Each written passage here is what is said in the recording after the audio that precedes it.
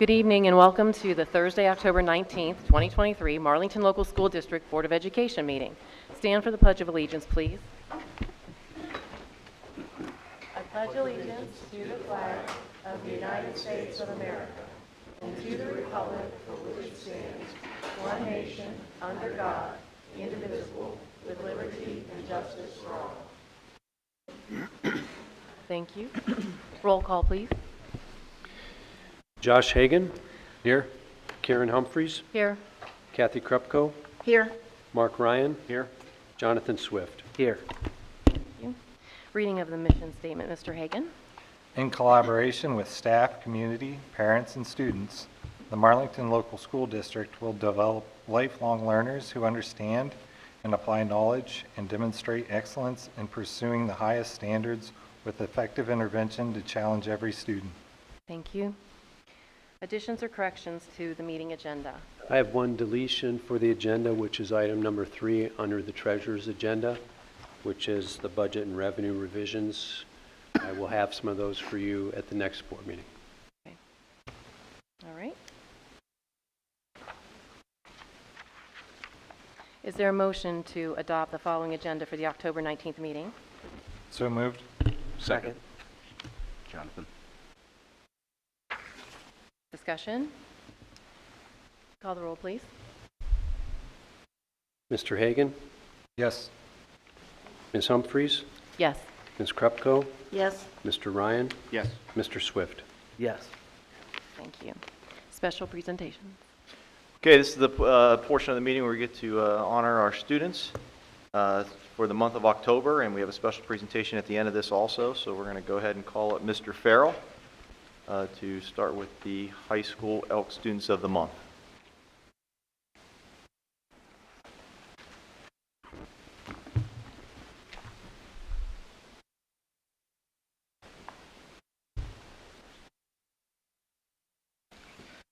Good evening. I have the privilege of introducing or talking about two high school students tonight as our Elks Teens of the Month. Our first one's not here, but I'm going to go ahead and read about her anyway because she deserves that. So we're going to go ahead and brag about that student as well. Our first Elks Student of the Month is Chelsea Evanich. She is the daughter of Nick and Andrea Evanich, and she is a member of the National Honor Society, Rotary Interact Club, Fellowship of Christian Athletes, and 4-H Club. Chelsea is also a member of the varsity volleyball and basketball teams. Chelsea loves playing volleyball and basketball and has been a youth camp volunteer for each sport. She also enjoys volunteering as a tutor at the elementary school for our English language learners. Chelsea plans to continue her academic and basketball careers at Seton Hill University, studying pre-dental. Chelsea's teachers say that she is an outstanding citizen and student of Marlington High School. Her contributions to classroom discussions, high test scores, and her ability to think critically set her apart from most others. She always comes to class prepared and ready to learn. Chelsea truly understands and embraces the importance of education and putting forth one's best effort at all times. In addition to being an incredible student, Chelsea is kind, polite, and respectful to both students and staff at MHS. She exhibits other great character traits as well, such as discipline, perseverance, and the desire to work hard to achieve her goals, as evidenced by all of her academic and athletic achievements. So how about a round of applause for Chelsea Evanich?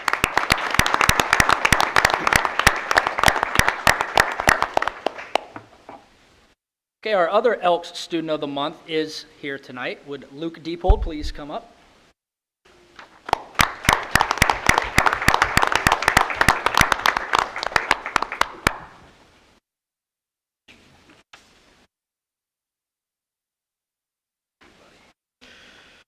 Luke is the son of Dax and Maria Diepold.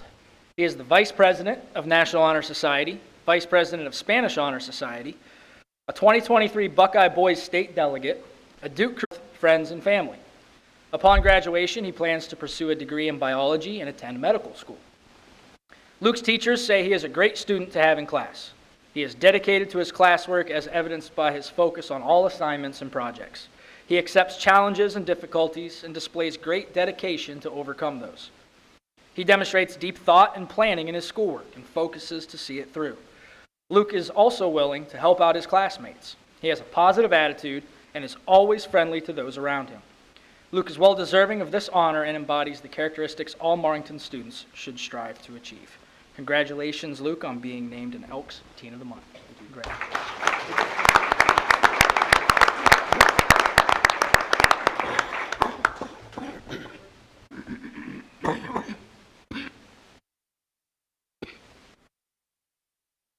Next up is middle school principal, Mr. Rizzoletti.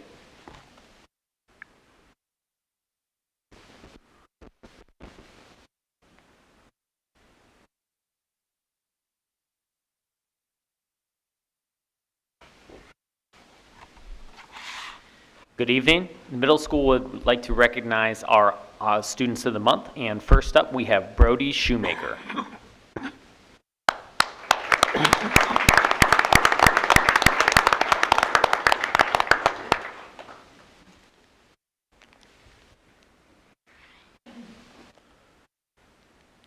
Brody is the son of Kelly and James Shoemaker. He plays sports nearly all year round. Brody has 2 brothers and a sister, 1 older and 2 younger. This is what his teachers have to say about him. Brody always does such great work and has great ideas. He's such a nice kid too. Brody brightens any room that he walks into. His work is always completed with thoughtfulness and care.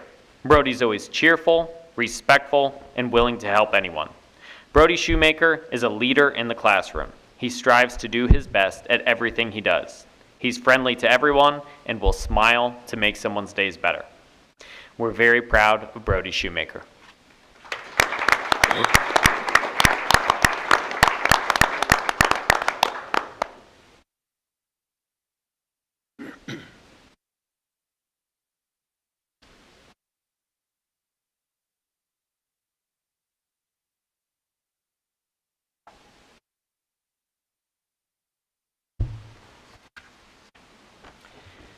Our next middle school student is Isabella Cohen.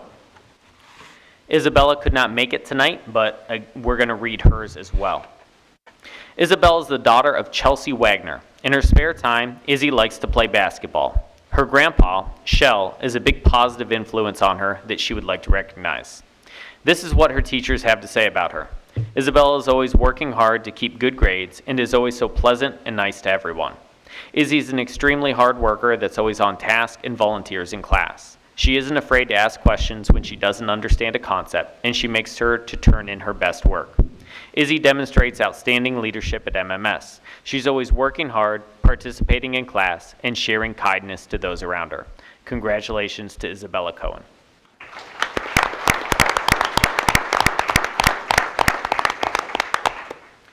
Next up is Mrs. Weber and Lexington Elementary.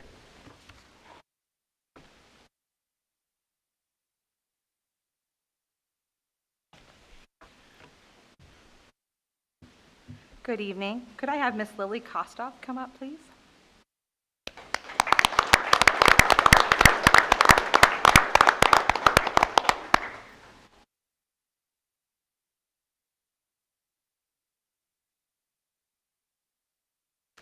Lily Kostoff is the daughter of Nick and Tasha Kostoff, and she is the 5th grade Kiwanis Lexington Student of the Month. Lily was selected as this year's first Kiwanis Student of the Month because she has started the year with a positive attitude, a great work ethic, and a helpful and kind demeanor. Lily comes to school ready to learn and has been doing a great job participating in class activities. She also tries her best on all of her work. She's not afraid to ask questions so that she can learn how to do the work that is challenging to her. Lily is kind to all of her classmates and is helpful to everyone. She really is contributing to make our class and school a brighter place. If you ask Lily what her favorite subject in school is, it's reading. Her family includes her mom, her dad, her brother, her oldest sister, her older sister, herself, and her dogs. What are your dogs' names, Lily? What is it? Theo and Diva. If you ask her something that she'd like to do in the future, she'd like to visit the Outer Banks again. And finally, one more thing about Lily is that she likes challenging herself, she loves cheerleading, and she loves playing games. Congratulations, Lily.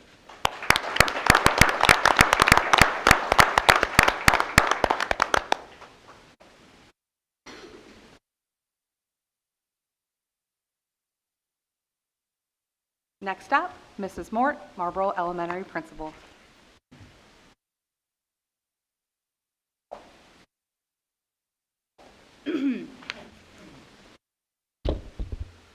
Good evening, everyone. It is my pleasure to introduce to you Marlboro Elementary's October Kiwanis Student of the Month, Allison Curry.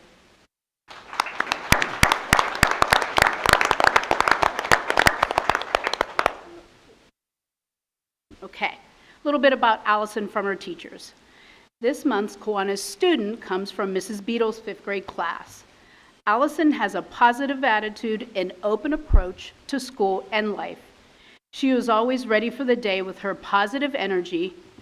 Allison Curry is kind, caring, and bold. She has a compassionate personality and is thoughtful in all of her actions at school. She is always willing to help a fellow student. The 5th grade teachers are very proud of the work Allison has put into the start of the school year and can't wait to see how far Allison continues to grow. Wonderful work, Allison. A little bit more about Allison. Her favorite subjects in school are math and science.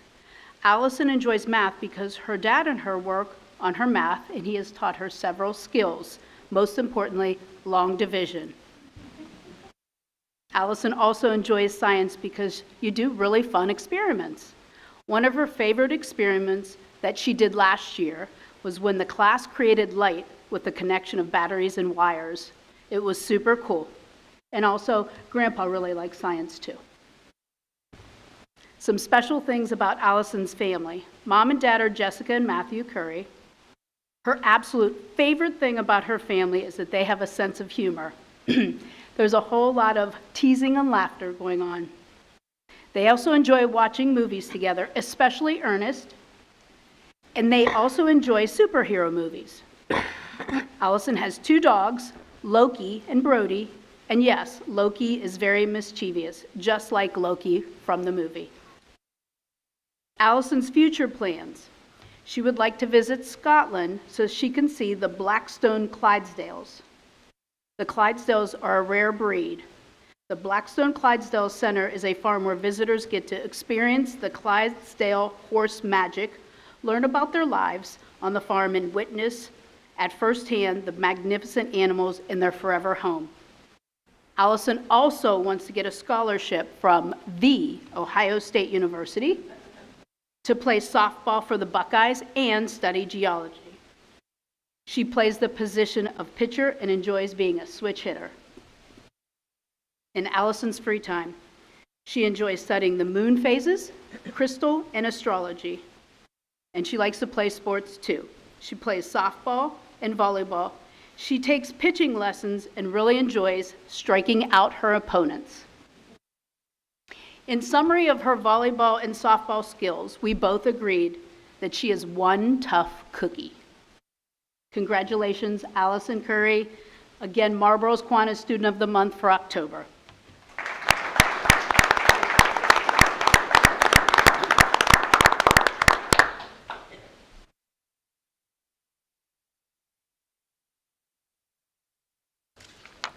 Next up, Washington Elementary, Mr. Spondil.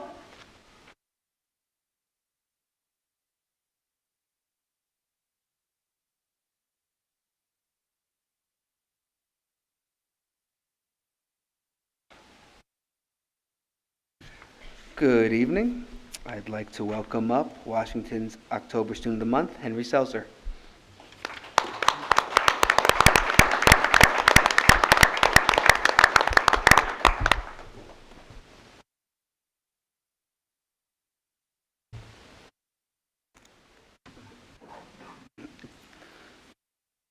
Henry, the son of Jeremiah and Dawn Seltzer, he was selected as the Washington Student of the Month because of his impressive work ethic, his kind and welcoming personality, and the way he seeks to do everything he can successfully.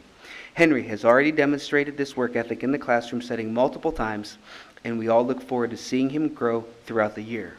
Henry is an exemplary student and can be counted on to set a positive example for his peers. He is a Duke worth following and makes his classroom and his school a better place because of his quiet leadership. In school, Henry's favorite subject is math. We asked about his family, and he lives with his mom, his dad, his brother Harrison, a dog named Ivy, and a bird named Hedwig. Together as a family, they like to ski, watch the Steelers, and Penn State. Big game this weekend. Yeah, okay. We won't talk about it. In the future, he hopes to be a professional soccer player, or he would like to be a salesman like his dad because he's pretty sure he can get some inside tips on how to be a good one. In his free time, his hobbies are playing soccer and basketball. He loves to go to the skate park, relax, go outside and play, and ride bike with his friends. Congratulations, Henry. Job well done.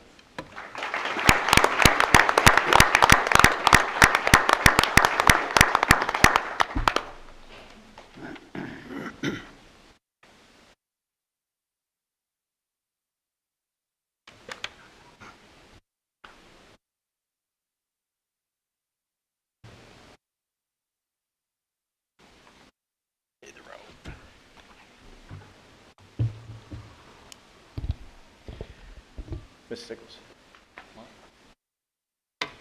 Okay, we have an opportunity here tonight to, we have one more guest that that I would like to honor in the board, Marlington and the Board of Education, before we let you guys depart for your evening activities.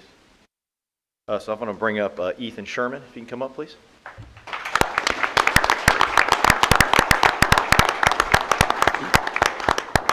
I also have Mrs. Sickles up here, our transportation coordinator for Marlington Local Schools.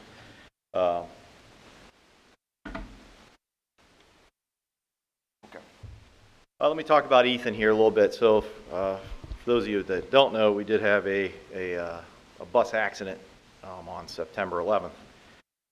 It's something that Marlington, we strive not to have accidents at all, but those things do happen. So I'm going to take a minute here why I brought Ethan, here tonight before you. Take a moment to express, I guess I'm going to read this, my heartfelt gratitude and admiration for your incredible act of courage and selflessness. Your swift response in the face of adversity was nothing short of what we would call heroic. It is with great honor and pride that we're going to recognize you tonight, Ethan. On the day the school bus was involved in an accident, you, at just 15 years old, you're still 15, right? Okay. Demonstrated remarkable composure and leadership. Your actions not only ensured the safety of your fellow students, but also extended your support to the bus driver, who was undoubtedly grateful for your assistance. In a moment of crisis, true character is revealed, and your character shines brightly. Your quick thinking, level-headedness, and willingness to lend a helping hand exemplifies the values of empathy, responsibility, and community that we strive to foster for students here at Marlington. Your actions have left a positive mark on your school community, and we're immensely proud to have you a member of our school. We present you with a well-deserved recognition for your outstanding contribution. Your selfless act serves as an inspiration to all of us and reminds us the importance of looking out for one another. We understand that you may be feeling humble about this and this recognition, but it's crucial to acknowledge and celebrate the good deeds that make our community stronger. Your actions serve as a powerful reminder that age has no barrier to heroism, and we're grateful for your presence in our school. Once again, we thank you for your bravery and compassion, and we are proud of the example that you have set for all of us. Ethan Sherman.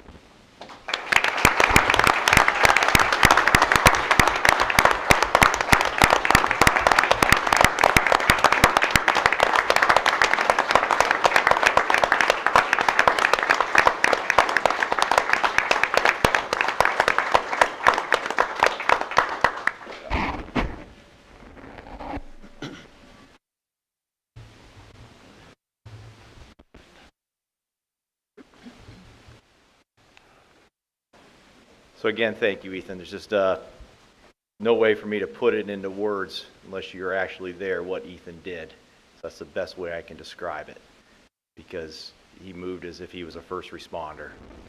Not that every single student on that bus was not heroic and had, in that moment, but he went well beyond the call of duty, by immediately moving down the bus, checking on every single younger middle school student on that bus, and then helping the driver itself, and then going back to the end and making sure everybody was out, all at the same time when he, at that point, was all strictly probably emotion that drove him with a displaced knee. So all those things came into factor. So we are very proud of him. I'm going to give him one more round of applause before I go.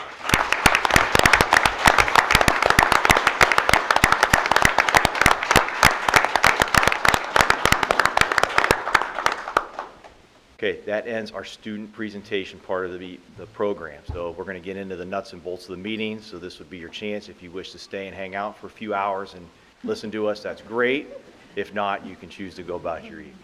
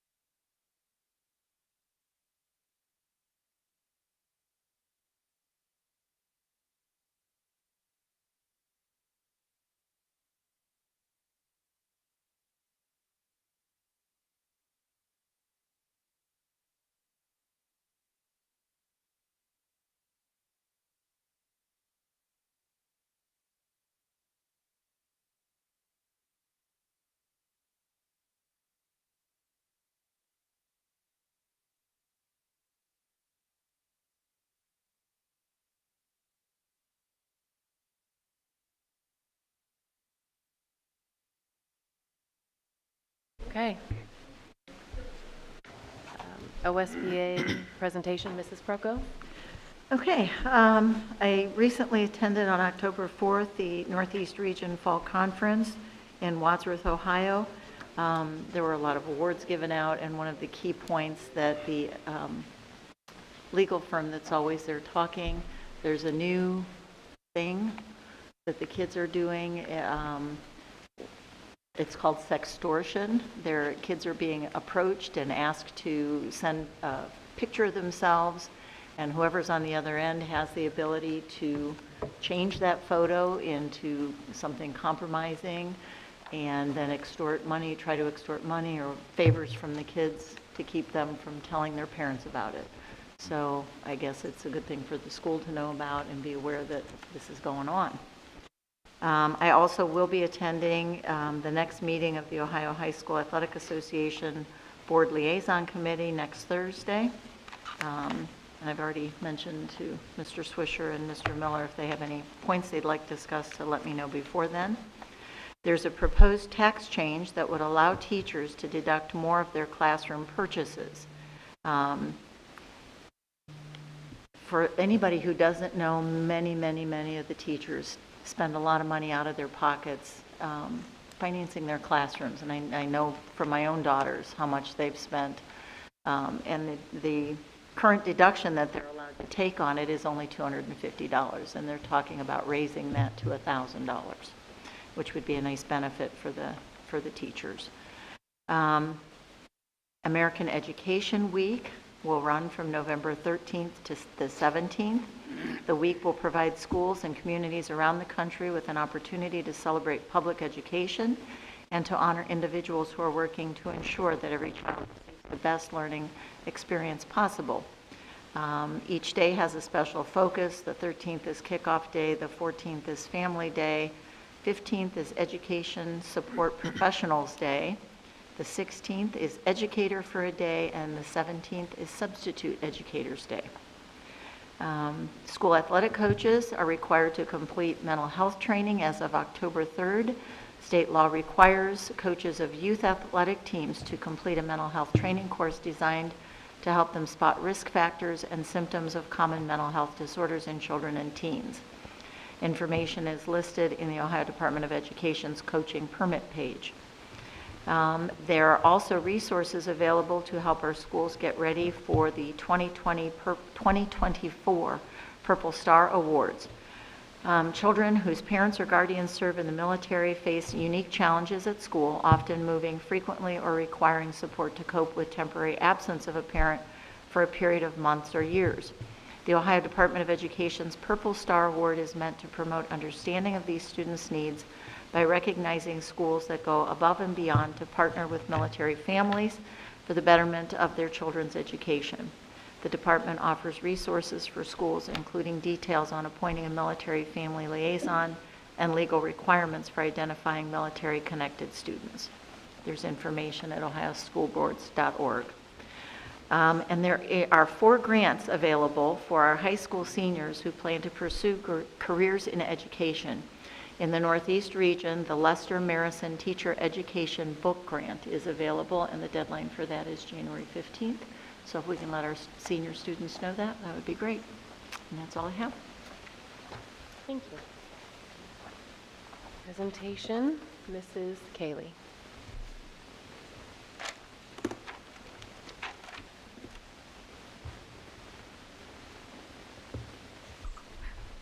Good evening. I'm going to move this down a lot. You guys can hear me. Okay. Good evening, everyone. I'm Renee Cayley, the Director of Curriculum and Staff Development here at Marlington. Thank you for having me. I am going to, this evening, we are going to take I don't want to say a deep dive. We're going to do like a surface level dive into our district report card. Feel free to stop and ask questions, as always, as I'm going through this. In all honesty, we could probably spend multiple hours going into the specifics because there are so many layers.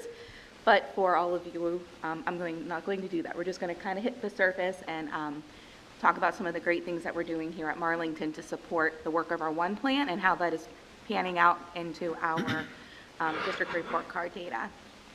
So we talked last year about this, but I just really want to reiterate the fact that our state report cards really are designed to give our parents, our community members, educators, even our policymakers information about how our districts are performing, how our specific schools are performing in regards to multiple different facets when it comes to education, and not only to celebrate the successes, but also be able to identify areas that we need to improve. The information provides clear and easily available reporting on student performances. It drives local conversations on school improvement and identifies schools to receive supports for getting better. The goal is to ensure that all students receive an excellent education that can lead to success in life, careers, and future learning. We talk a lot at DLT and even our BLTs and our TBTs about the fact that our report cards really are only one part of our story, and that there are so many fantastic things happening at Marlington. And I also talk to my team all the time about we want to use data as a flashlight and not a hammer, right? We want to make it so that we can look at how can we improve in areas in which we need to improve, or if we have areas of success, how do we continue to replicate that success? I do have the link on here for the Ohio report cards. It is public knowledge. You can Google ODE school report card, and then you can type in any district, any school building, and you can see their public data there when it comes to school report cards. So it's not something that's hidden. It's available to everyone. But we're going to take some time to talk through Marlington's report card. Last year, we transitioned to star ratings. If you remember, prior to that, there were letter ratings. And we transitioned to star ratings last year, but we did not have what was called an overall rating last year for districts or for buildings. That changed for this year's school report card. This year, we do have overall ratings. And then we have the 6 different components. We have an achievement component that's comprised of 1 measure. We have a progress component, which is comprised of 1 measure. An early literacy component, which has 3 measures. We have a graduation component with 2 measures. And a gap closing component, that's our meatiest one, that has 6 different measures that help determine that rating. And then the last one is the college, career, workforce, and military readiness component. This year, it's report only. We're anticipating it may be ready at the earliest for the 24-25 report card, but we're still not sure exactly when that will be available to us. So for right now, we aren't using the data to calculate anything. It's report only, so it doesn't impact our overall rating at our high school or for our district. So when we think of the overall rating, it's on a scale of 1 through 5 in half-star increments. So you will see that buildings and districts overall rating could be a 4, a 4.5, a 5. But then when it comes to our 5 rated components, the achievement, the progress, the gap closing, they are only full star increments. So 1, 2, 3, 4, or 5. Okay, just so that to understand kind of the background behind that. And then once again, that college and career readiness is report only right now. And then you'll also be able to find some additional report-only data found within many of the components. And it'll say on the website whether it's report-only or if it's part of what is actually used to calculate the component rating.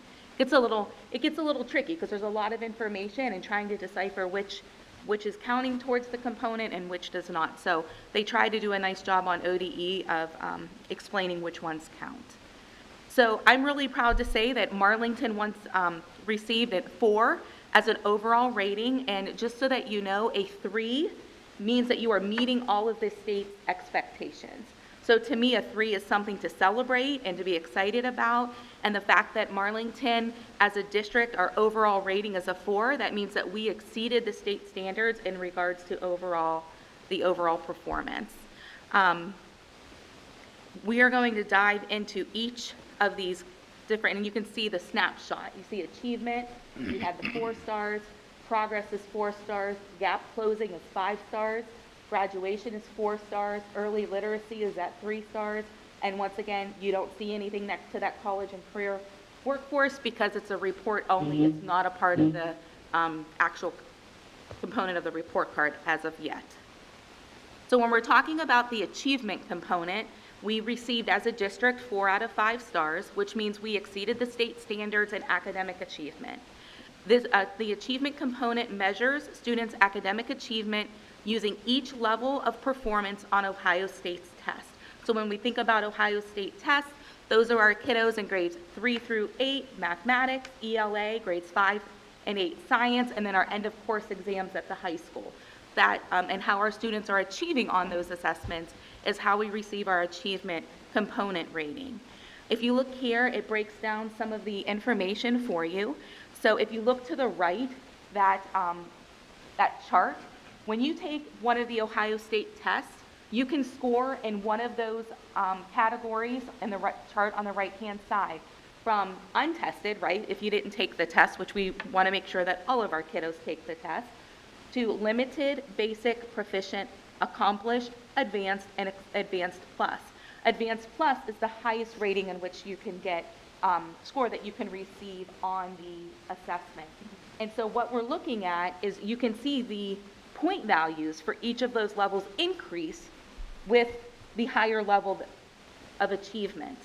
And so we can look there, our calculation, how we get our performance index is we take our percentage of students that scored at each of those levels times the point you received for that level, and that's how you get the points received column on the far right.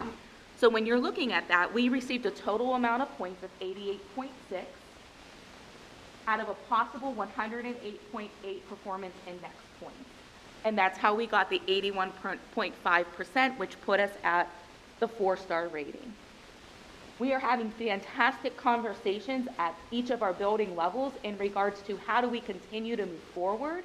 You know, when we're doing specific things with our kiddos, whether it be in a 3rd grade classroom all the way up to our end of course exam classrooms at the high school, how are we pushing our kids to, you know, make those bumps from limited to basic, from proficient to accomplished?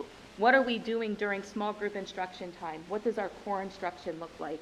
How are we incorporating various depth of knowledge questioning to ensure that we're matching the rigor of the standards? So we are being very intentional with the work that we are doing to help support the achievement component of our report card.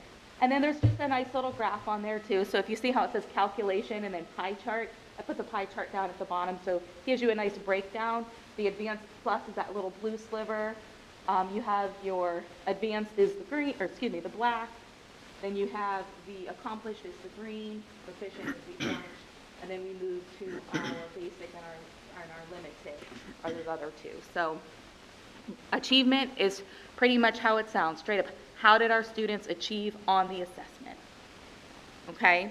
From there, we also have what are called performance indicators. This is the percentage of students that scored proficient or better on our state test.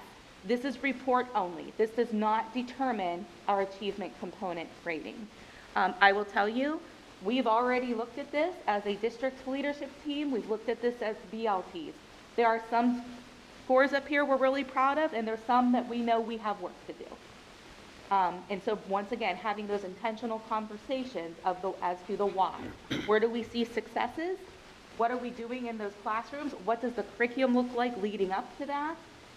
Do we have consistent expectations, or do we have some gaps in regards to maybe it's curriculum or some of the assessments that we're using? So all of those things are having, we're talking about, we're being candid, open conversation. So once again, these are report only. They are not a factor in determining the achievement component. Any questions so far? So that's the first one. The second one is called the progress component. Once again, we received 4 stars there, and says significant evidence that the district exceeded student growth expectations. And so the progress component measures the academic performance of students compared to expected growth on Ohio State tests. The best way that I can describe it is this. When you start taking these state assessments, you are put into a testing history group. So you are grouped with other kiddos across the state of Ohio in the same grade level that have similar testing histories as you. And then year to year, you are being compared to those kiddos in regards to the amount of growth that you are making. And so we want to ensure that our highest kids, our highest achievers, they are being compared to other high achievers across the state. And are they making as much growth as those other kiddos in those highest achieving groups? Same thing with some of our students who are struggling students. Are we making as much growth with our struggling kiddos as we are as other kids across the state? So our students, I'm so proud to say that our students across the board outpace their peers across the state. So that's something to be, I think, recognized. You will see these, this data shows you what our actual value-added data is. This is a composite up to 3 years. So that's why, when I look here, I will tell you value-added data for this year came out yesterday. It does not look like this. To me, it's way better. We have a lot more exceeding expectations and meeting expectations. You don't see the red. Well, it's not red anymore. They changed it to yellow on us. But when you're looking at this chart, it's a 3-year, up to a 3-year composite if the data is available. So 4th grade, we wouldn't have the data available because that's the first year that you have value added. But if you look, the dark grayish blue is significant evidence that the district exceeded student growth expectations by a large magnitude. That kind of like sky blue up there says significant evidence that the district exceeded student growth expectations. The green is that we met the growth expectations. And then we have the gold, kind of like the gold, and then the red. And so once again, we've had conversations in regards to, and looked at this as a DLT last year. Where are we at in the red? I will tell you, we don't have any of that red this year. So super proud of that. Our gap closing component, that's the one I said is like our meatiest one because it is the one that has the most measures within it. There's 6 things. And we received 5 out of 5 stars for gap closing, which means we are closing the gaps for our kids. We've significantly exceeded the state standards in closing those educational gaps. And the gap closing component shows how well schools are meeting the performance expectations for our students in English language arts, math, and graduation. It also measures how schools are doing in supporting English learners to increase language proficiency, reducing chronic absenteeism for all students, and identifying gifted students and providing gifted services. So we got a 5 out of 5 when it comes to that. And I'll give you just some snapshots from that gap closing component. If you will look, it shows on the left-hand side the English language arts achievement. Remember, that's how our kids scored on the state tests. And we have math achievement on the right. If you will look, each of our subgroups have either, with the exception of one, has either met or exceeded the expectation of the state. So that red dot is the expectation of the state. So once again, I think that's something to celebrate. And in order to have a subgroup, you have to have at least 15 kiddos to make up that subgroup. So when you dive into like the actual building level report cards, you may not see all the subgroups represented because if we don't have enough of a student population to represent that subgroup, then you won't see a data point for that. But once again, to me, this is intentional work that's being done in regards to, changes we've made at the high school, in regards to being very intentional with our academic assist times. We're looking at doing things in our middle school, once again, with having the academic assist being very targeted, being very intentional with providing interventions to students and remediation. And I also feel like, what we're doing in K-5 with alignment of resources, the adoption of the new math curriculum, I think it's all things that are supporting the achievement here. We also have the graduation component. So we're looking at the graduation rate by subgroup. Once again, we're meeting or exceeding in each of the groups in which we have in our district. The one to the right at the top is considered, it's called chronically absent, chronic absenteeism. The best way I can describe that is this. It's any kiddo, K to 12, that misses 10% or more of instructional time for any reason. If you're out for medical purposes, that does not matter, because the state of Ohio, and it makes sense, says if you're not in school, you're not learning. So we are trying to reduce the amount of time that students are not in class, they're not in school. And so we did meet the threshold. It was 20.2. We just barely met it, but we did. But I'm going to tell you something. I can tell you 2 buildings specifically that have worked really hard to reduce their chronic absenteeism over the past year. I'm going to give an example of Lexington. Lexington was at almost 30% on their report card last year. The intentional work that has gone into being proactive with families, making phone calls, bringing them in for attendance meetings, making kids feel connected to school and getting them in groups, they went to 12.9% in 1 year. Phenomenal. Once again, aligning the work and making it intentional. And we're seeing similar things, across the district. The last piece of the component is the gifted component. There are 3 pieces to that. That is the value-added rating. So are our gifted students making growth compared to other gifted students across the state? The answer is absolutely yes. We got 5 stars for that. We also have the performance index. I'm going to brag on us for a minute. We were the 2nd highest school district in the county for performance index for gifted students. So super proud of that. There's only one district that did better, and I'm not even going to mention them because they have a lot more resources than us. So we're killing it. We're doing a great job, once again, pushing our students and making sure not only are we providing remediation for students that need it, but also providing enrichment opportunities for students that we need to stretch. You will notice the one area here where it says that not met, that's the gifted identification and service. That does not mean that we're not identifying serving kids. Every kid that we identify, we service. What happens here is there's a thing with subgroups, and I can explain it more if any of you want to talk about it, but basically it talks about subgroups and are we identifying subgroups. And if we don't have those subgroups being identified, if we don't have that population and they're not being identified, that's where we're getting, and not necessarily ding, we just don't get the credit. So, but we can't change our school dynamics, so I'm hoping that the state kind of looks at that a little more. They did make some changes to try to make it more reasonable for rural districts and smaller districts, but we're still not getting those points. So that's still a topic of discussion at our state and county gifted meetings. We also have our early literacy component. We received a 3 out of 5 stars, which means that we met the state's standards in early literacy. Really, this is looking at measuring reading improvement and proficiency for students in kindergarten through 3rd grade, and it's made up of 3 things. We have, it's kind of hard to see, but there's 3 components under there. It says proficiency in 3rd grade reading, so that is, once again, how many of our students in 3rd grade met the 700 score or better on their state test. You can see our percentage over there. How many of our students were promoted to 4th grade?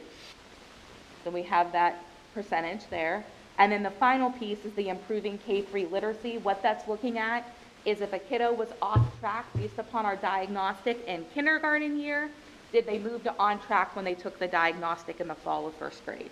So it's only looking at those off-track kiddos, and the point is to get from off-track to on-track. So what are we doing in our core instruction? What are we doing through our interventions time to help support those students? And because the goal should be that they are at grade level in their on track. And we received a 74.5% there.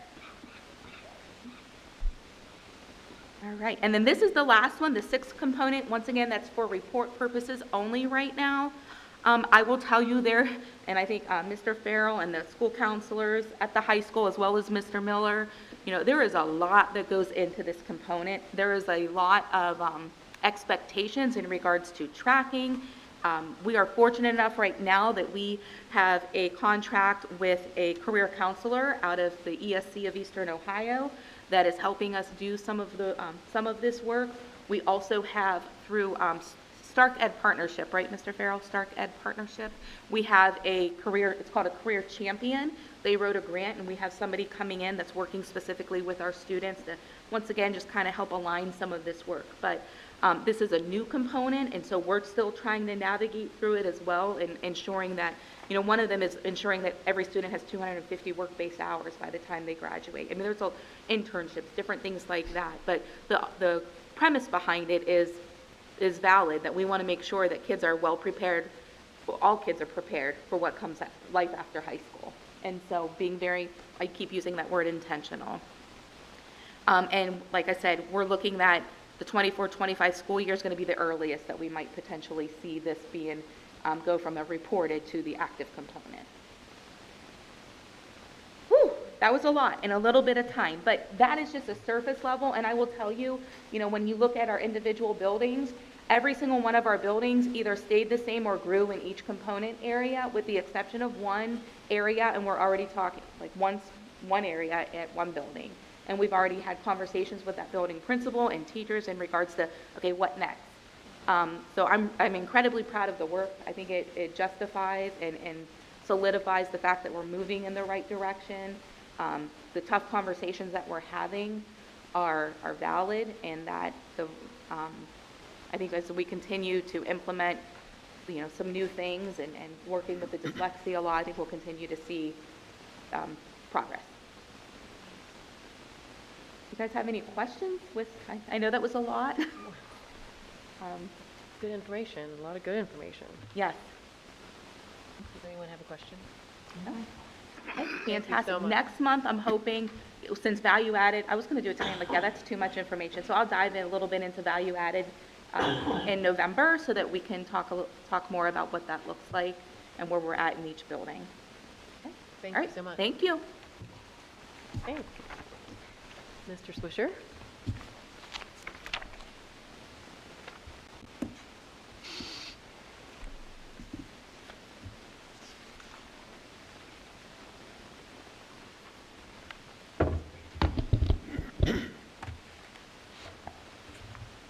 Okay, good evening, Mr. Swisher, Superintendent of Marlington Local Schools. I do want to thank Mrs. Cayley, our Curriculum Director, for coming up. It's hard to put in perspective the amount of work her and the administration does between the district leadership team, the BLTs, the TBTs, and the time they spend going through the data.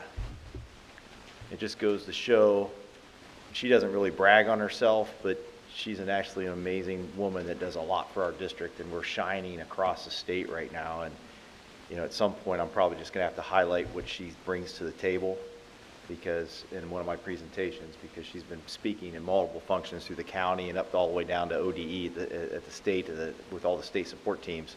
Basically, people are trying to mimic what we're doing here at Marlington right now. And that's just within the last few years. So we do have a phenomenal report card, and that's thanks to our staff and our administration, and we appreciate it. So I know if you got questions, please reach out to her, because I know she'll have the answer. Again, I'm sticking with what I always do. I'm going to talk about reasons to celebrate and kind of where we're going. So we're going to talk a little bit celebration. Since our last board meeting about 3.5, 4 weeks ago, we've had Community Day, we've had Champions Day, we've had Grandparents' Day. Community Day was just this October 6th. We had a huge turnout. This is the first year we've done Community Day a little bit later. Typically, we do it in line with Little Duke's Night, because it kind of just draws. You have the same elementary crowd and the initial response behind that. So I know the 3 PTOs put a lot of work into that with the principals. It was probably our largest turnout. We did have a nice evening. It was supposed to be weather related. We were a little nervous, but I can tell you, if you came out and attended Community Day, It was an excellent showing out front, so we really appreciate that. And we want to thank our sponsors. I mean, we had tremendous sponsors, and if you didn't know, we did fireworks. If you didn't hear it, I'm not sure how that wasn't possible, because I think everybody heard it within a 30-mile radius, but we did have fireworks to let off our football team as they came out. We had fireworks after we scored touchdowns, and then we had a 40-minute show when the game was over. So so it's kind of like, from what I've been told, it's got to happen yearly now. So we're just going to have to, kind of track that. And so I want to thank our sponsors for having that for that day. Champions Day. We had Champions Day right at the end of September. Again, we have a great turnout. So Champions Day is a day for kids from various school districts that we kind of send invite out to kind of come and feel like a champion. They just may not get that opportunity that some of our other students do. And so we had schools from Marlington, Louisville, Greene, West Branch, Sandy Valley, Canton South, and Hoover. We really don't want to go too much bigger. I think we're going to probably add Alliance. Alliance said they'll be there next year for sure, since they're right next door to us. But it gives the students an opportunity. Our band's out there. They get to announce their names. They get to run across the field. And then we have multiple stations for kids to do, volleyball, track, soccer, try on football gear, different activities for the kids. They get free snow cones. It's kind of a picture there at the bottom of all the students. We have Mount Union's mascot, other mascots, Duke the dog. It's just a very fun day for the kids, families to come out. So if you get a chance, we've been doing this now for about maybe 6 years. We took a couple years off for COVID. It's probably our fourth time, but it went out well. We appreciate it. Grandparents' Day. So we have Grandparents' Day. This is the time of year we have Grandparents' Day. So Lexington, Marlboro, and Washington do have Grandparents' Day. Again, I keep saying this is the time, which I'm very proud of this district. We just have good turnout, good grandparents, good families. So we have pictures from various Grandparents' Day, just to know that we had, again, a huge turnout. And I say Grandparents' Day, but it's Grandparents' Day and Special Friends Day, okay? Because not everybody has grandparents, so we do both. So it's kind of how it's directed. And I still think Washington is the lone school left. I think it has one more day. I think tomorrow. I think they still have one more day. But I think Marlboro and Lexington is done. We wish to, thank everybody that came out for that. Okay, kind of what's going on right now. I've been kind of I've been here over a year. So you can call it a state of the schools. I call it more of a little bit of a year in review of where we're at. To date, I've kind of talked to my elementary PTO as a group. That was more the community day group. I've been to Lexington Township Trustees meeting, Marlboro Township Trustees, Washington Township Trustees. Mr. Foss and myself have gone, just so we can kind of give an overview of what we've done in the last 12 months and give us a little bit of a financial picture at the same time. We've talked to the athletic and band boosters. We've also talked to the ministers at our ministers' breakfast. Upcoming, I will be talking with the Washington Rutons.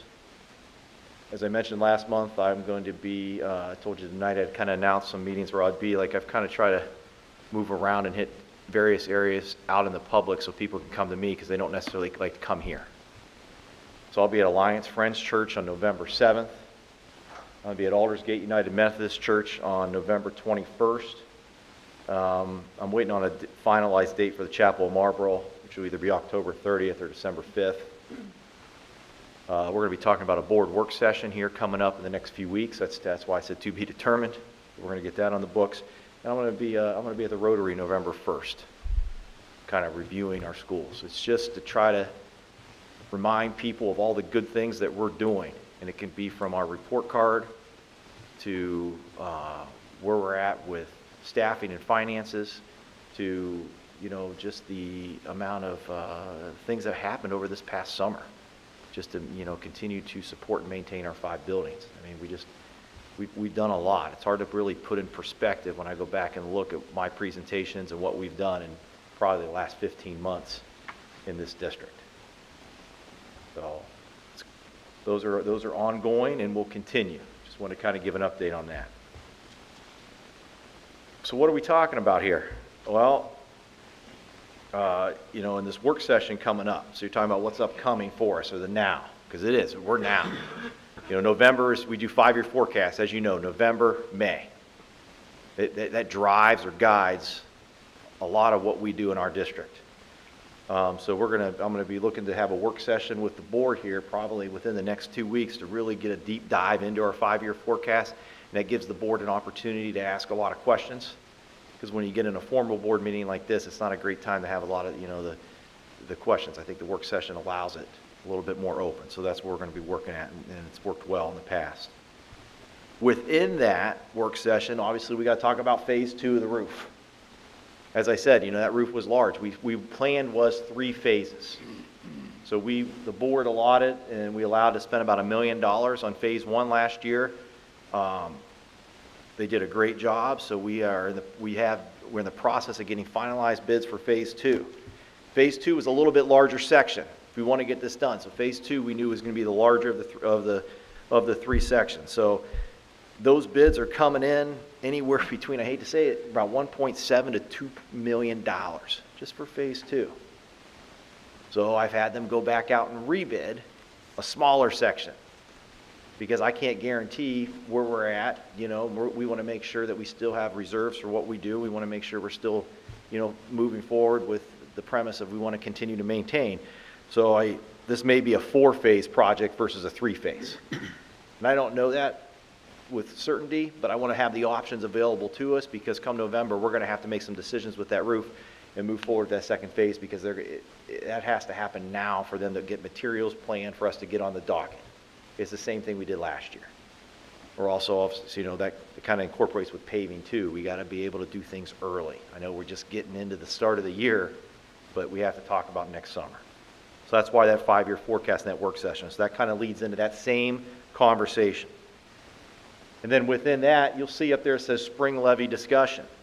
Within that work session, you know, and if you've been to any of the meetings that I have spoken to in any of the trustee meetings or township meetings or anything in there, you know, when I talk about what the district has done, I said we are going to have a discussion about a levy. Okay. So that's going to happen. Is there a need? That's why we do the 5-year forecast. That drives the need. Okay, that's the reason why we're talking about this. You know, it's very easy to say we haven't had operating money. There's really 2 kinds of levies. There's operating, there's permanent improvement. Permanent improvement is strictly for buildings. It's not to pay salaries. It's not for programs. Operating money is to pay salaries, pay programs.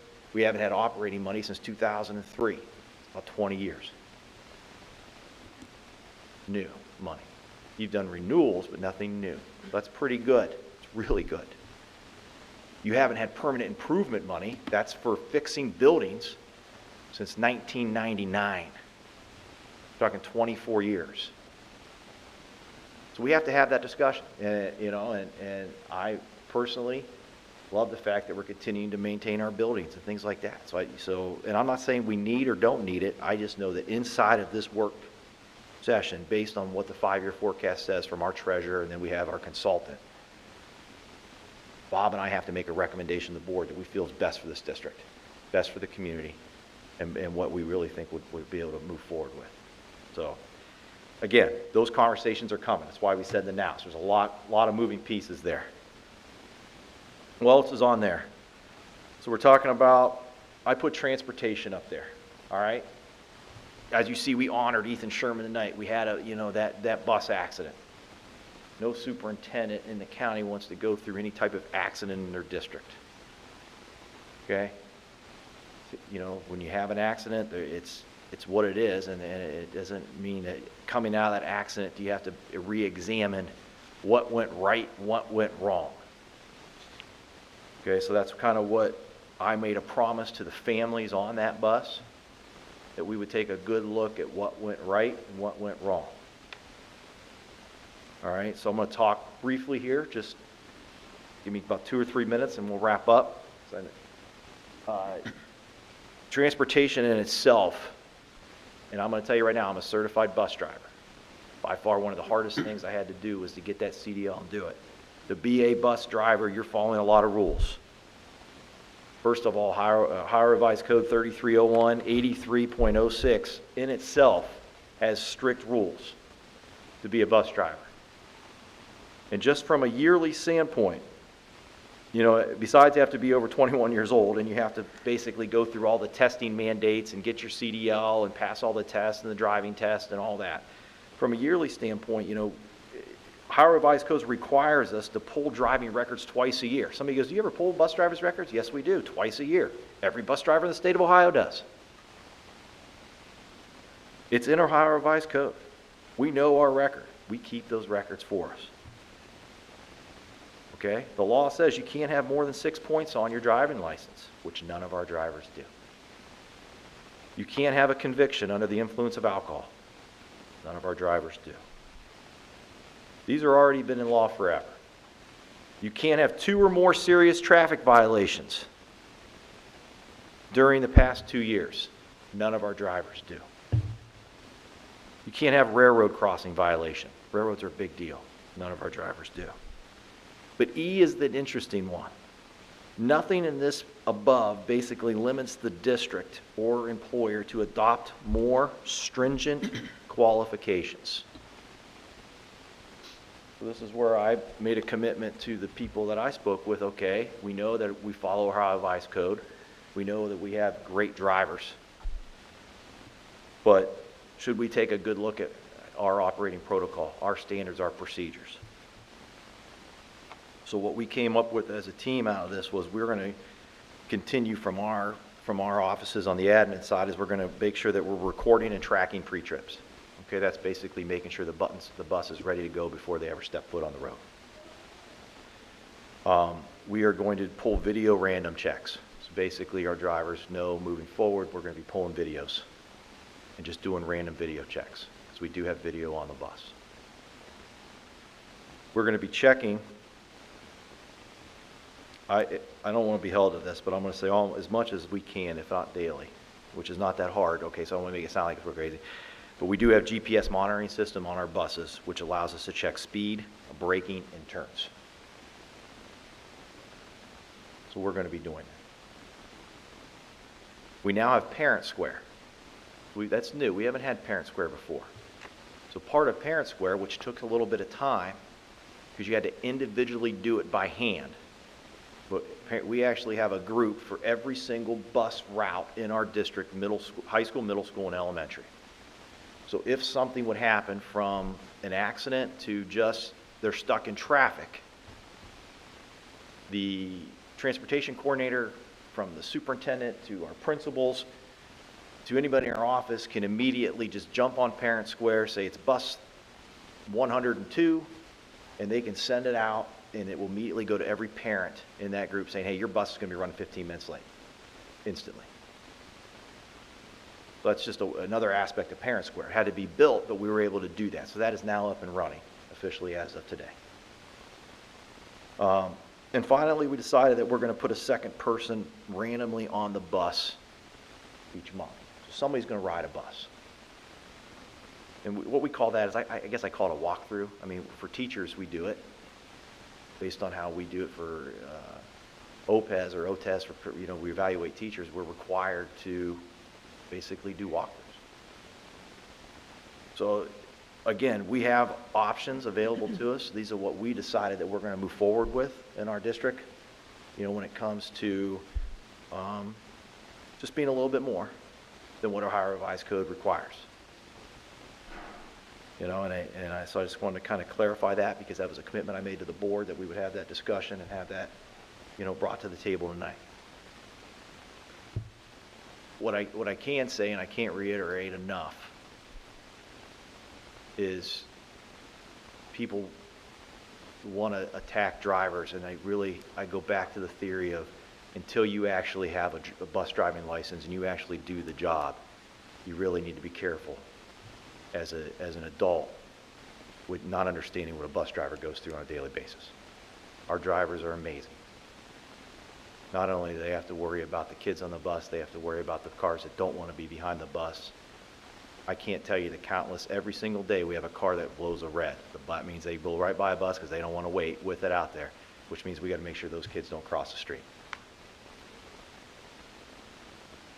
we got good drivers, and they're hard to find. So I want to make sure they know they're very valued and appreciated from my office. So that's where I'm at. Any questions on transportation before we wrap up on transportation? Finally, on there, as I said, we have a strategic plan due this year. Most districts have strategic plans, usually a 5-year plan. As I said, typically in the past, we have a company or a group that kind of supports the strategic plan. We kind of don't have that because we're trying to, count our pennies. So I did reach out to Mike Galena. He's the Director of Outreach and Organization and Development for Alt Care. Alt Care allows for this gentleman to do one strategic plan a year at no cost. So he's going to be meeting with me in December, and then we're going to put together a strategy with our administration on how we're going to build the strategic plan to have it ready to go and submit it to the board by the end of the school year. So the strategic plan will obviously deal with, community input, staff input. We'll be talking about facilities, curriculum, finances, all that goes into it. And a lot of that mimics what Mrs. Cayley does when it comes to the one plan and the district leadership team. So they just kind of blend together. So I'm hoping that that's just a nice, easy blend, but this is a learning process for me too, as we go. Even though I've been through 3 strategic plans, each one's different depending on the district, depending on the superintendent. So we got a lot moving here in the next few months going on. So that's pretty much all I got, unless the board has any questions right now. Thank you. A couple questions, Dan. Yeah. For phase 2, how many bids have we gotten on that? You said it was between 1.7 and 2 million for the. So right now, Tremco does our overall bidding. So we got, I've got 3 in right now. Okay. And for that work session, just ahead of time so we can have, more information available, could you bring to that our current student-teacher ratio as per the parameters of like the ODE uses, and possibly get some stats on surrounding districts just so we can compare where we're at? Interesting enough, I could call ODE from now until we do the work session. I'll get a different answer probably every single time I call. I couldn't tell you right now what ODE uses for a student-to-teacher ratio. But I will happily make the calls and get an answer, because student-teacher ratio is exactly what I presented 2 months ago, which is exactly what it is. I mean, how many students sit in the classroom based on the teacher, which I've given straight fact. So I'm not going to deviate too far from that. Yeah, I just like, information that could be easily consumed publicly, because, you have your parameters and other people use others. It makes it hard, to compare. Well, I would ask the expert. So that's how I kind of look at it. If you put me in this position to do it, that's kind of where I'm at. Yeah. Yeah.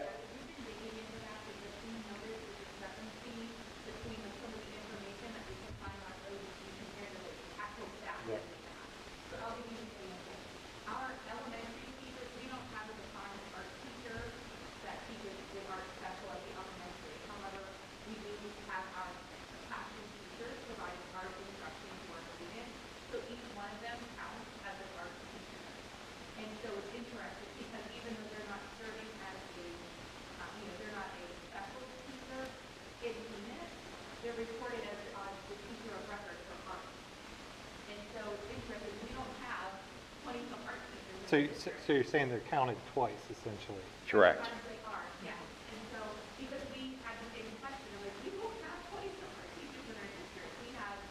None.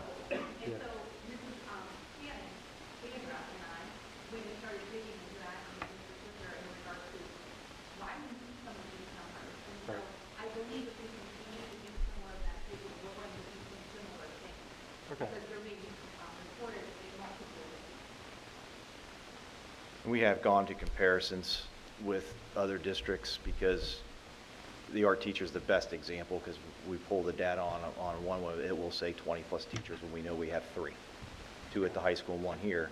when we go to a comparable district, they'll also have the right number of art teachers, but why we have 20? And it really boils down to how we schedule kids. Okay, well, instead of that, since that's so complicated, would there be any way we could get data as far as total teachers and classified staff and just total students in surrounding districts, so we could base it off of that? Yeah, well, the data I gave you 2 months ago was that our total teachers of classified certified staff and student enrollment. Yeah, I'm saying, Do that. could we get that same data on surrounding districts? Oh, yeah, I can do that. Okay. That's an easy one. No problem.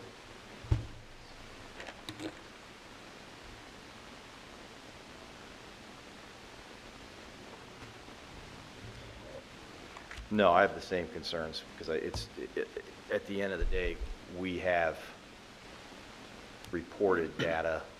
I don't want to say wrong, it's just how we report it is uniquely different than maybe the neighboring district A, Yeah. B, or C. So.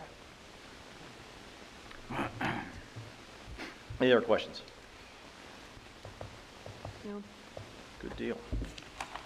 thank you. No problem. Yeah. Public participation, did anyone sign up to speak tonight? No? Thank you. Executive session.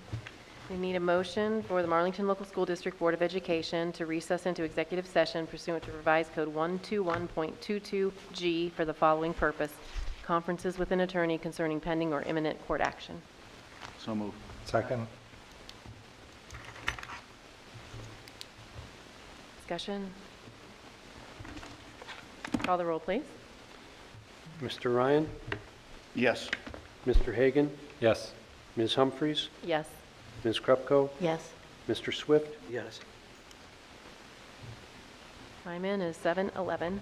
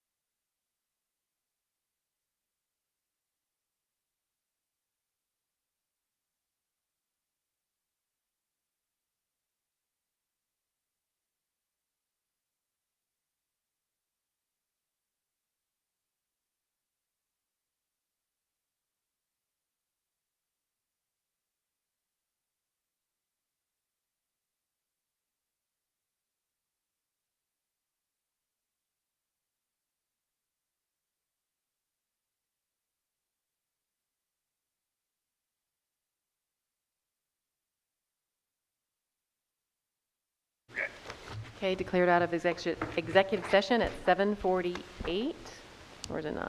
7:49. Okay. Go ahead. Okay, so, haven't heard from anybody, so we're in old business here. We're on our second reading of just our normal policy updates. We do probably about twice a year. So I'm going to recommend the motion to approve the following resolutions for volume 42, number 1 for August of 2023 as listed. So moved. Second. Discussion. No changes. No changes. Call the roll, please. Mr. Swift? Yes. Mr. Ryan? Yes. Mr. Hagan? Yes. Ms. Humphries? Yes.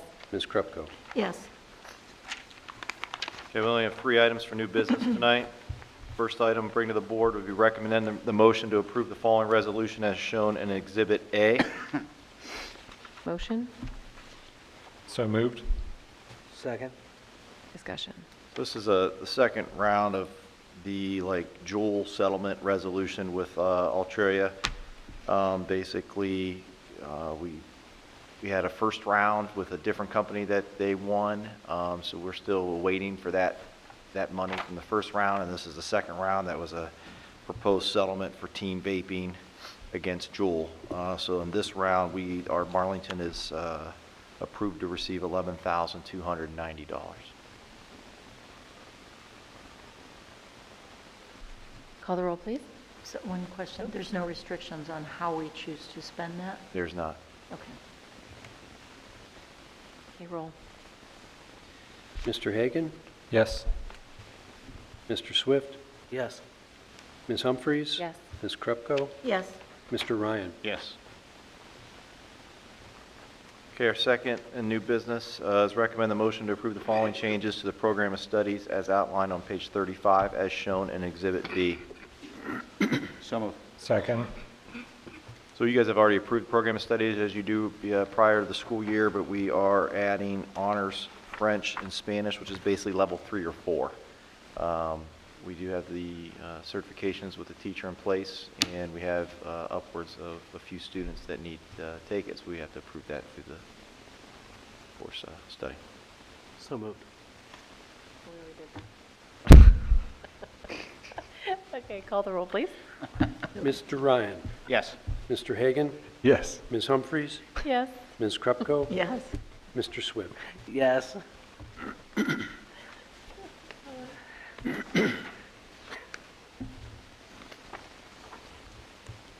So our third resolution comes from us taking action out of exec session. We're going to recommend that the Marlington Local School Board of Education approve the following policy as shown in Exhibit, we will call that Exhibit E. So I guess my first recommendation would be to remove Exhibits C and D. Can I make that recommendation? That'd be correct? Can we add it all in together? Remove C and D? Yeah, I just want to remove And add Exhibit E. and add Exhibit E. Yes, Is that the motion? that's the motion. Yeah, So moved. Second. okay. So was that an amendment to the motion that we have to add to remove that? Oh, you're just referencing the exhibit. Okay. Right. Thank It's you. not an actual, yeah, Okay. amendment, okay. Okay. Any discussion? So this is, we're voting on the policy, is that correct? So this policy is dealing with our current invocation policy for the Marlington Local School District. Correct. Now we choose to move forward from this point on. Okay. Call the roll, please. Mr. Ryan? Yes. Mr. Swift? Yes. Mr. Hagan? Yes. Ms. Humphries? Yes. Ms. Krupko? Yes. We're on to the treasurer's agenda. I'd like to make a recommendation that the Board of Education approve the minutes from the September 2023 regular meeting. So moved. That was a Second. Three-way tie there. Okay, we'll go Jonathan. Mr. Swift and then Mr. Hagan. Thank you. Okay. Discussion? Call the roll, please. Mr. Swift? Yes. Mr. Hagan? Yes. Ms. Humphries? Yes. Ms. Krupko? Yes. Mr. Ryan? Yes. Would like to make a recommendation that the Marlington Local Board of Education approve the financial reports for the period ending September 30th, 2023. So moved. Second. Discussion. I have one question. Yes. There's a check that's over a year old to Salem High School. Will that have to be reissued on your outstanding checklist? That's Or a are we just going to, very good question. This actually gets into a technical issue. We've had some trouble where some checks we have not been able to clear at all. So it's possible, yes, we would have to reissue it. It's more likely it's a technical issue. I'd have to check into that and see. Yeah, it's a software thing, I think. okay. I had a couple questions on checks too. Sure. I saw that we had a voided and reissued a check for Capital Aluminum. Do you know why that had to be? Did that get lost in the mail or something? Or I don't remember why that was voided and reissued. It's like I do remember it happening. I don't remember the reason. I'm sorry. okay. A couple others were Yeah. I had questions on were this $25,900 payment for Hoover restoration. What is that one for? The Hoover restoration? Hoover Restoration is our concrete. The concrete? Okay. And, That's for all the concrete we did over the summer. okay. And the $185,000 to Pellegrino Music is for, That's the grant money for the cameras, for the... Camera. No, Pellegrino's the... Audio. the PA system. Okay, okay. Yep. Yeah, I just was like, okay, That's all from the safety grant. All those new phones we okay. spoke of previously. And the $10,000 check to Riddell is for the football equipment that Yes. we approved a couple meetings back, I Yeah. believe? Mm-hmm. Correct? And I did notice we had a lot for HVAC services. Is that for, we had a $35,000 check issued and a more recent one of, shoot, let me see here. 4,000. What, Well, the 35 would be catching up on the 2 HVACs we put on top of the Hort building. the We Hort replaced building? those. Okay, Those are the ones we put on the Hort building. A smaller check run could be anything from just keep making sure that our AC was running. You know, we had different mini splits that go down. So that it could be just, that could be just labor. okay. And I know we had some problems with some of the newer mini splits. Are those still being handled under warranty with the installing company, or are we hiring out another contractor to work on those when they have issues? As far as I know, it depends on what part of the warranty, depending on which mini split it is. So I can give you an exact answer tomorrow. Okay. You know, I don't know off the top of my hand, because if you're, it depends on which mini split you're talking about. If it's, depending on which building, I Okay. guess, if that makes sense. Okay, You know, the ones at the high school here are a little bit older than maybe the ones per se at Washington or Lexington that were a little bit fairly new within the last few years okay. on that end. So it just really depends on which ones. All right, I've just got two more. For the Dolomer Sports Services for $10,600, what is that one for? That might be the cheerleading uniforms. I'm not sure. I forget. Dolomer Sports. Surfaces, it says. I could be thinking. It's- Give me a moment, I could check it.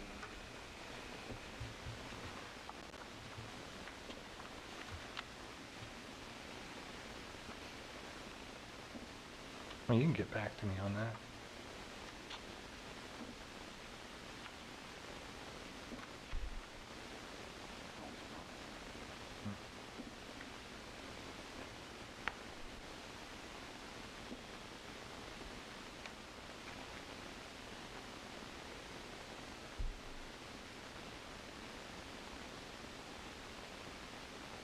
Yeah, I'll have to get back to him. Okay. Finding it quickly.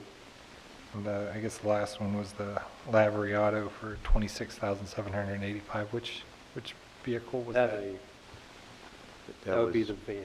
That would be a van that we, so we said no buses this year. So we had a bus last, the board approved one bus last year, which we finally should be coming in any week. So we got a bus from last year we haven't even gotten yet because it takes that long.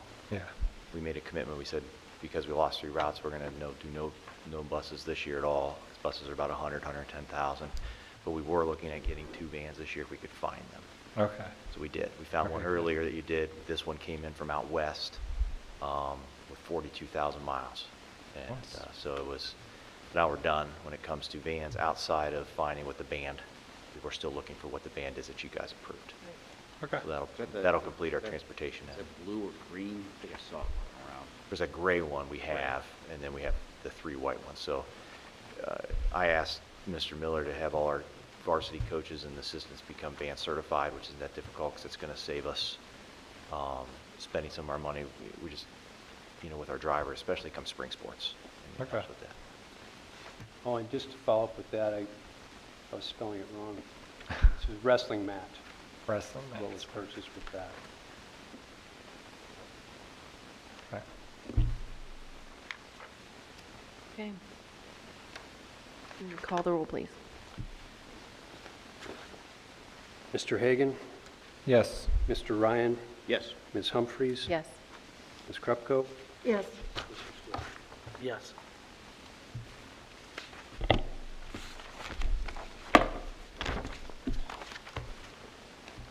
The next item is the donations. I'd like to recommend a motion to approve the donations for September 2023. And Second. let me read those for you. From Houston Acrylic of Houston, Texas, 40 pieces of acrylic to Washington Elementary for students to build things using the Glowforge 3D printer, estimated value of $400. From the Aldersgate Family Methodist Church here in Alliance, they donated $340 to the ROCKS program at Lexington Elementary. And the third item is from Grace Community Church. They donated $500 to the ROCKS program at Lexington Elementary also. Thank you for those donations. Okay, call the roll, please. Mr. Swift, Yes. Mr. Ryan, Yes. Mr. Hagan, Yes. Ms. Humphries? Yes. Ms. Krupko? Yes. Okay, finally, we're moving on to personnel. I'd like to, small group here, consent personnel today, except for number 5, supplemental employment for 2023-24. I'm going to pull that out, do a separate vote, as I have one board member that needs to abstain. Okay. That's fine. So we do have 2 classified retirements for this evening. That would be a bus aide and a cook coming up for the end of the year. We have a classified resignation from Marlboro. That would be for latchkey and playground cafeteria. And we do have classified staff hires to replace ones that we do have leaving. And we have some substitute hires for classified. We're always looking for subs, so anytime we get people that want to do it, we have those on. We have some preferred subs from the teacher side that we need, because we need subs in there. We have a home tutor we want to make sure we have hired through the board as needed. And we have 1 paternity leave request on the docket. Their motion. So moved. Second. Oh. Jonathan, Mark. Okay. Discussion. Call the roll, please. Mr. Ryan, Yes. Mr. Hagan, Yes. Ms. Humphries, Yes. Ms. Krupko, Yes. Mr. Swift. Yes. We do have then, and I recommend the motion to hire the following supplemental staff, pending verification of satisfactory credentials, BCI, FBI checks as required. It's just adding to our supplementals. Second. Discussion. Supplementals. Okay. Call the roll, please. Mr. Swift, Yes. Mr. Hagan, Yes. Ms. Humphries, Yes.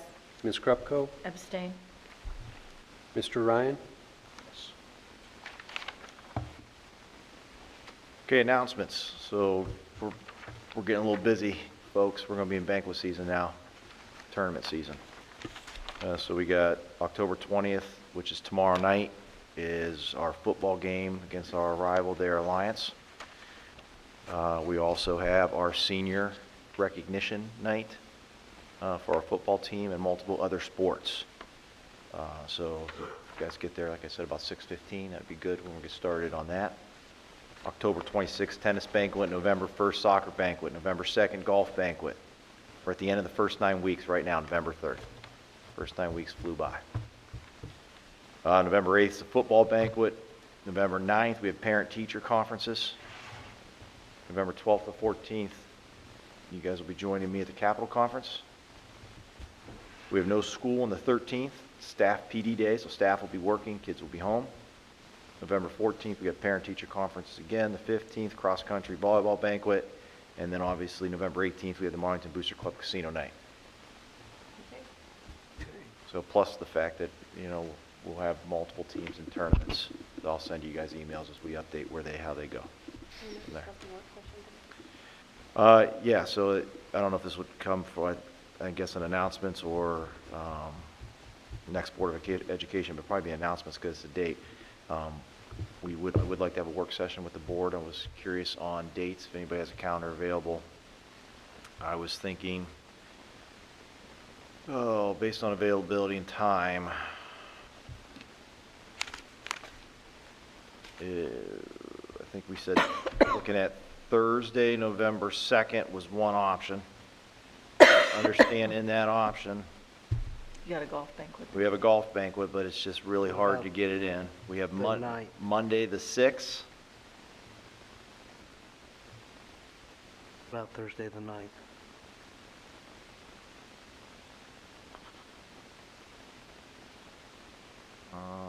Parent-teacher conferences. I have a chamber event that night. There's parent-teacher conferences that night. The 8th, what is the football banquet? I mean, we're just kind of in a, there's not a lot of time here before we get to the 16th.